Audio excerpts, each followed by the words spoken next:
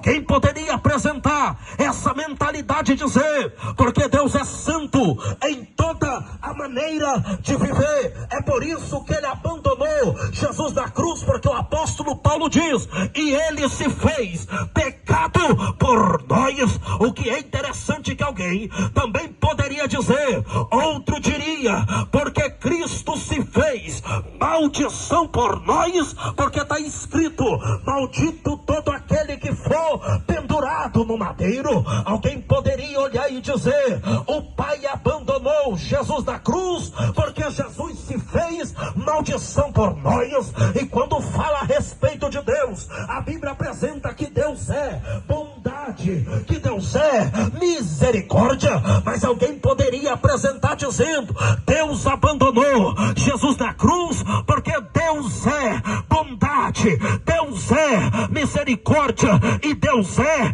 bênção abundante, diferente de condenação e diferente de maldição. Já outro poderia dizer: porque Jesus ficou sem forma, sem parecer, sem formosura, é por isso que o Pai o abandonou na cruz, porque Cristo não tinha parecer e nem formosura. Poderiam dizer: o Pai não conheceu o Filho desfigurado, porque o profeta Isaías, quando fala a respeito disso, ele diz: e ele foi desfigurado, ele foi totalmente moído pelas nossas transgressões. Alguém poderia dizer: os olhos dele saía sangue, na cabeça saía sangue, no rosto corria sangue, e o Pai não conheceu o Filho, e por isso Deus o abandonou. Já outro poderia dizer: porque Jesus estava com todas as enfermidades e culpas sobre ele.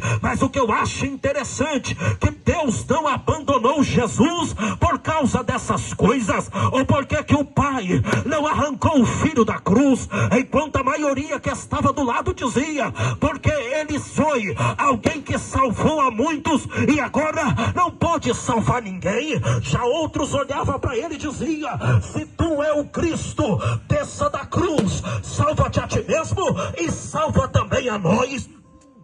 Mas o que é bonito, que quando Jesus está na cruz do Calvário, ele não foi abandonado por essas coisas, ou porque que o Pai desamparou o Filho, porque Deus não iria alterar o que estava determinado. Quando você estuda sobre isso, você vai observar que Deus desamparou o Filho por causa das profecias a respeito de Jesus Cristo. Observamos que no livro de Gênesis, capítulo de número 3 e no versículo de número 15, salvo engano, Deus falou dizendo que a serpente feriria o calcanhar do filho, mas o filho pisaria na cabeça da serpente.